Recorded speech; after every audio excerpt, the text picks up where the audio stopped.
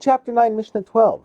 The previous Mishnah taught that if the thief died before he paid the Kohanim, the payments are kept by his heirs and the Asham can no longer be offered.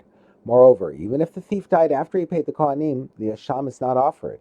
The Mishnah addresses the question of whether the Kohanim have to return the money. If he gave the money to the men of the Mishmar, the group of Kohanim serving that week in the temple, and then died before his Asham was offered, his heirs cannot take the money back from them, even though the thief is no longer able to gain atonement with his Asham.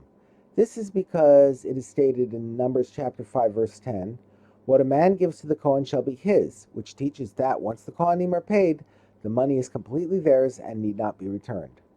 The Mishnah discusses cases where the thief gave the money to one Mishmar and his Asham was offered by another Mishmar.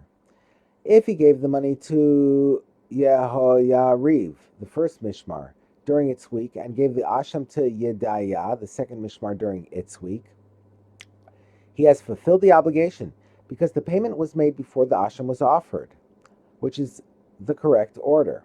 However, if he did the reverse, that is, he gave the Asham to Yehoyariv, the first Mishmar, and the money to Yedaiah, the second Mishmar, the law is as follows.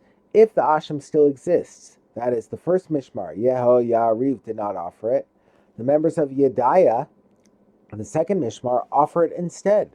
But if the Asham does not exist anymore because the first Mishmar, Yehoyariv, had already offered it, the thief must go back and bring another Asham, because the Asham provides atonement only if it is offered after the payment is made. The Mishnah states the rule on which these laws are based. This is because one who brought the payment for his theft before he brought his Asham has fulfilled his obligation, but one who brought his Asham before he brought the payment for his theft has not fulfilled his obligation. The thief does not receive atonement unless he pays first and brings the Asham later. The Mishnah states which part of the payment must be made before the Asham is offered. If he gave the Kohanim the principal that he stole, but did not give them the fifth does not hold back his atonement. As long as the Asham is offered after the principal is paid, it atones for him, even though the fifth has not yet been paid.